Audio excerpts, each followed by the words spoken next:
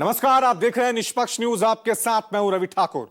बुधवार को लोकसभा से वक्फ संशोधन विधेयक 2024 कुछ संशोधनों के साथ पारित हो गया और आज इसे राज्यसभा में पेश भी कर दिया गया। केंद्रीय मंत्री किरण रिजिजू ने बिल पेश करते हुए एक बार फिर यह दावा किया कि वक्फ में किसी गैर मुस्लिम का कोई हस्तक्षेप नहीं होगा।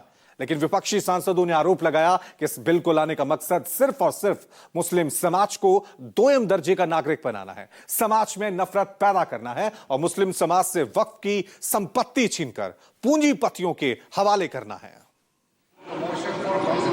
of the Waqf Amendment Bill 2025 Patna, Kolkata और लखनऊ में जाकर नीतीश नायडू के समर्थन से लोकसभा में पारित वक्फ बिल संशोधन विधेयक अगले दिन राज्यसभा में भी पेश हो गया।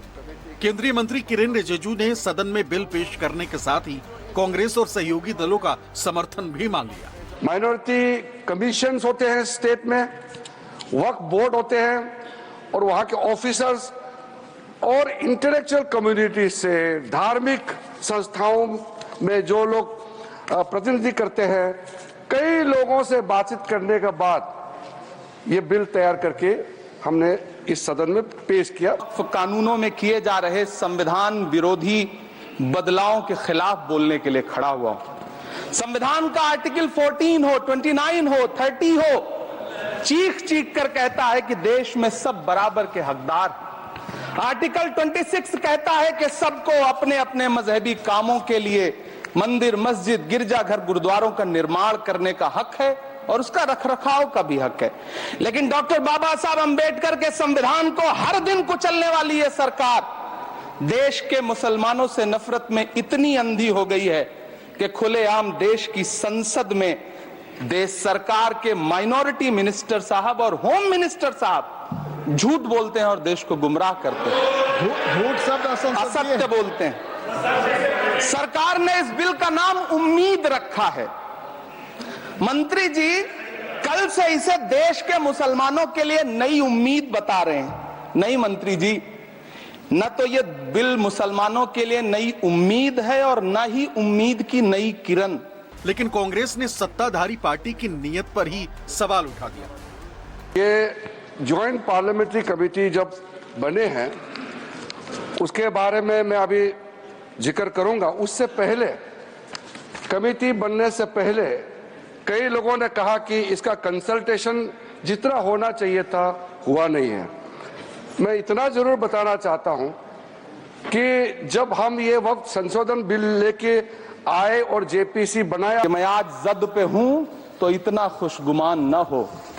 मैं आज जद पे हूं तो इतना खुशगुमान न हो। चिराग सबके बुझेंगे, हवा किसी की नहीं। नीतीश कुमार जी हो, चंद्रबाबू नायडू जी हो, चिराग पासवान जी हो, जयंत चौधरी जी हो, देवे गौड़ा जी हो, जीतन राम मांझी जी हो, सबको समझना पड़ेगा कि जब जंगल में आग लगती है तो न वो बरगद बचते हैं जो हवा को आंधी में तब्दील करते हैं, न वो बांस बचते हैं जो आपसी रगड़ से चिंगारी पैदा करते हैं। सभापति महोदय, जब देश को मनमोहन सिंह साहब जैसा काबिल प्रधानमंत्री मिलता है तो देश को आरटीआई जैसा एक्ट मिलता है, सेज जैसा एक्ट मिलता है, मनरेगा जैसा एक्ट मिलता है, लिबरलाइजेशन मिलता है, राइट टू एजुकेशन मिलता है, नेशनल फूड सिक्योरिटी एक्ट मिलता है। लेकिन जब देश को सौगातें मोदी मिलती है तो क्या मिलता है? सीए मिलता है, फॉर्म्स लॉ मिलता है, आर्टिकल 370 मिलता है, इलेक्टोरल बॉन्ड जैसा एक्ट मिलता है और वक्फ अमेंडमेंट एक्ट जैसे बिल देश को मिलते हैं। मुझे तो अपने हमवतन भाइयों से पूछना है कि आपको अपने बच्चों की तरक्की, खुशहाली और नौकरी की दरकार है या फिर मुसलमानों की दान की गई जमीनों को लूटकर धन्ना सेठों को देने की साजिश करने वाले कानून की? केंद्रीय मंत्री किरण रिजिजू ने राज्यसभा में भी वो दावा दोहराया कि वक्फ बिल मुसलमानों के हित में है और किसी धर्म के खिलाफ नहीं। लेकिन विपक्ष ने बीजेपी पर झूठ और नफरत की राजनीति का इल्जाम लगा दिया। माइनॉरिटी कमीशंस होते हैं स्टेट में, वक्फ बोर्ड होते हैं और वहां के ऑफिसर्स और इंटेलेक्चुअल कम्युनिटी से धार्मिक संस्थाओं में जो लोग प्रतिनिधि करते हैं, कई लोगों से बातचीत करने के बाद ये बिल तैयार करके हमने इस सदन में पेश किया। वन नेशन वन लॉ हम नहीं कहते, वन नेशन वन लॉ का नारा बार बार ये लोग देते हैं, उसको ये वायलेट करते हैं। ये यूसीसी बार बार बोलते हैं, उसको ये वायलेट करते हैं। अगर इतना ही है, मैं आज भी यहाँ कह रहा हूँ, कांग्रेस पार्टी की तरफ से मैं कह रहा हूँ, एक मुसलमान एमपी उस कम्युनिटी के होने के नाते से मैं कह रहा हूँ, इस देश में जितने समुदाय हैं, जितने धर्म हैं, उन तमाम religious centres, religious activity centres, धर्मस्थल जितने हैं, उसके गवर्नेंस और एडमिनिस्ट्रेशन में एक तरफ ये एक तरीके का लॉ होना चाहिए। सबको एक तरीके का लॉ रहने, हिंदूज को, मुसलमान को, सिख्स को, क्रिश्चियन को, पारसीज को, जोरोस्ट्रियंस को, सबको एक तरीके का लॉ बनाइए। आप क्यों घबरा रहे हैं उससे? बनाइए लॉ उसके लिए। पर्सनल लॉ छोड़ के बाकी के सब गवर्नेंस एंड एडमिनिस्ट्रेशन में एक तरीका लॉ होना चाहिए। आप मैं आगे बताऊंगा और पार्लियामेंट के पटल पे मैं देखूंगा किस तरह से अलग अलग समुदाय में ये भेदभाव कर रहे हैं, किस तरह से ये टारगेटेड लेजिस्लेशन है, किस तरह से ये अनफेयर लेजिस्लेशन है, किस तरह से ये मुसलमानों के खिलाफ का लेजिस्लेशन है। आप बार बार कह रहे थे मुसलमानों के खिलाफ नहीं है। मैं दावे के साथ मैं कहना चाहता हूं, मैं आपके सामने प्रूफ दूंगा, यहां पे रखूंगा, ये बिल्कुल टारगेटेड लेजिस्लेशन है। आप इस देश में आप ये मैसेज देना चाहते हैं कि यहां पे एक कम्युनिटी को बिल्कुल सेकेंड क्लास ग्रेड का सिटीजन हम बना के रखेंगे। केंद्रीय मंत्री, बीजेपी के राष्ट्रीय अध्यक्ष और राज्यसभा में सदन के नेता जेपी नड्डा ने भी सभी दलों से बिल के समर्थन की अपील की। लेकिन आम आदमी पार्टी सांसद संजय सिंह ने दावा किया कि यह बिल सिर्फ और सिर्फ फसाद के लिए लाया गया।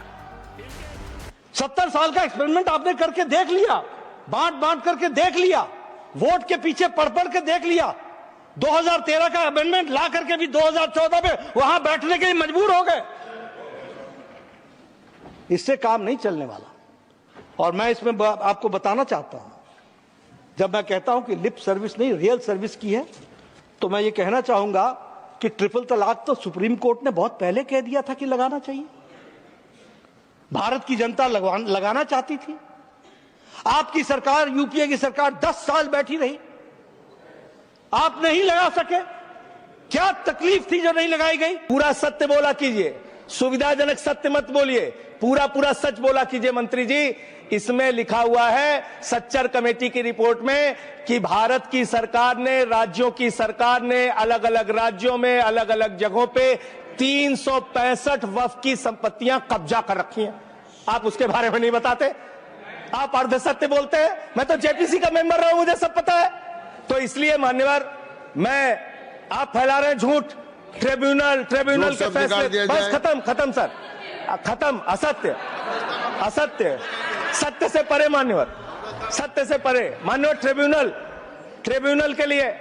ट्रिब्यूनल के लिए आप कह रहे हैं उसको अपील नहीं की जा सकती। हाई कोर्ट का फैसला ट्रिब्यूनल के फैसले के खिलाफ आया है, सुप्रीम कोर्ट का फैसला ट्रिब्यूनल के फैसले के खिलाफ आया है। आपने कहा 5 साल का प्रैक्टिसिंग मुस्लिम होना चाहिए। कैसे प्रैक्टिसिंग मुस्लिम तय करेंगे सर? आप क्या मुसलमानों के घर में सीसीटीवी का कैमरा लगाएंगे? कौन नमाज पढ़ रहा है, कौन नमाज नहीं पढ़ रहा है, कौन मुसलमान है, कौन मुसलमान नहीं है? आपने मान्यवर ऐसे प्रावधान इसमें रखे हैं जो बड़े अजीब हैं, जो अपने आप में ये बताते हैं कि आपकी मंशा सिर्फ देश में झगड़ा कराने की है, नफरत फैलाने की है, फसाद कराने की है। आपकी मंशा कहीं भी मुसलमानों का या किसी वर्ग का भला करने की नहीं है। आरजेडी सांसद मनोज झा ने वक्फ बिल के कंटेंट और इंटेंट दोनों पर सवाल उठा दिया। 2013 की बात कही गई।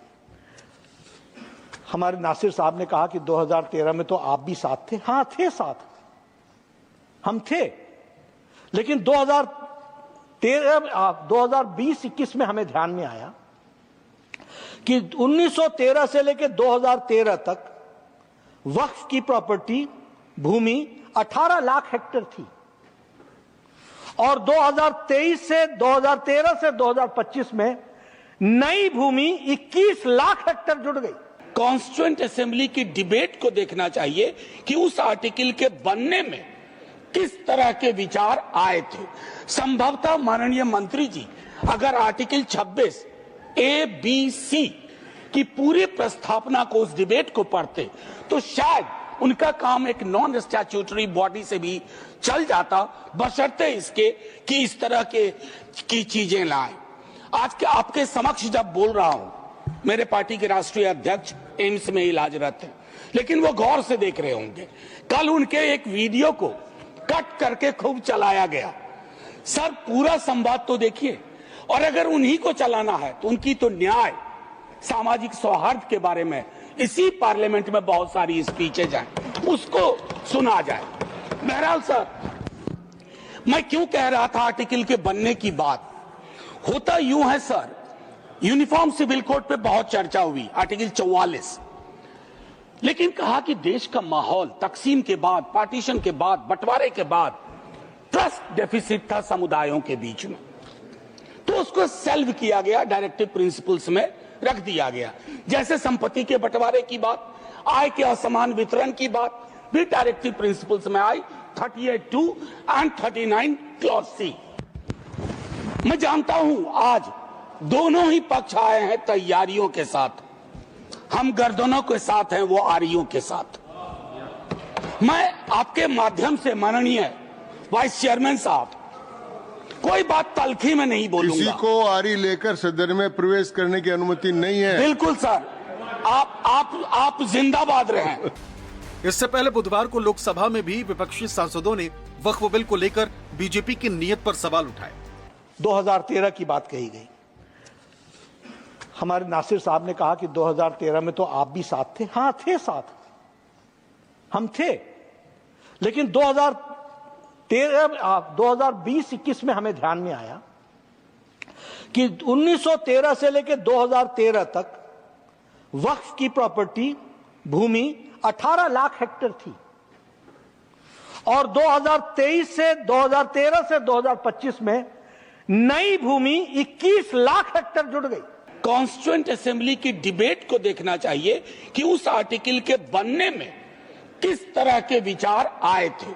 संभवतः माननीय मंत्री जी अगर आर्टिकल 26 A-B-C की पूरी प्रस्तावना को, उस डिबेट को पढ़ते, तो शायद उनका काम एक नॉन स्टैट्यूटरी बॉडी से भी चल जाता, बशर्ते इसके कि इस तरह की चीजें लाएं। आज के आपके समक्ष जब बोल रहा हूं, मेरे पार्टी के राष्ट्रीय अध्यक्ष एम्स में इलाजरत हैं, लेकिन वो गौर से देख रहे होंगे। कल उनके एक वीडियो को कट करके खूब चलाया गया। सर, पूरा संवाद तो देखिए, और अगर उन्हीं को चलाना है तो उनकी तो न्याय, सामाजिक सौहार्द के बारे में इसी पार्लियामेंट में बहुत सारी स्पीचेज हैं, उसको सुना जाए। बहरहाल सर, मैं क्यों कह रहा था आर्टिकल के बनने की बात, होता यूं है सर, यूनिफॉर्म सिविल कोड पे बहुत चर्चा हुई, आर्टिकल 44, लेकिन कहा कि देश का माहौल तकसीम के बाद, पार्टीशन के बाद, बंटवारे के बाद ट्रस्ट डेफिसिट था समुदायों के बीच में, तो उसको सेल्व किया गया, डायरेक्टिव प्रिंसिपल्स में रख दिया गया। जैसे संपत्ति के बंटवारे की बात, आय के असमान वितरण की बात भी डायरेक्टिव प्रिंसिपल्स में आई, 38(2) एंड 39 क्लॉज C। मैं जानता हूं आज दोनों ही पक्ष आए हैं तैयारियों के साथ, हम गर्दनों के साथ हैं, वो आरियों के साथ। मैं आपके माध्यम से माननीय वाइस चेयरमैन साहब, कोई बात तलखी में नहीं बोलूंगा। किसी को आरी लेकर सदन में प्रवेश करने की अनुमति नहीं है। बिल्कुल सर, आप जिंदाबाद रहें। इल्जाम ये कि बीजेपी का मकसद सिर्फ और सिर्फ नफरत फैलाना है, वक्फ की जमीन हथियाकर अपने पूंजीपति मित्रों को देना चाहती है। विपक्ष के तमाम सांसदों ने वक्फ बिल को लेकर बीजेपी के मंशा पर सवाल उठाया, बीजेपी पर नफरत की राजनीति का इल्जाम दोहराया। Bureau report, news 24।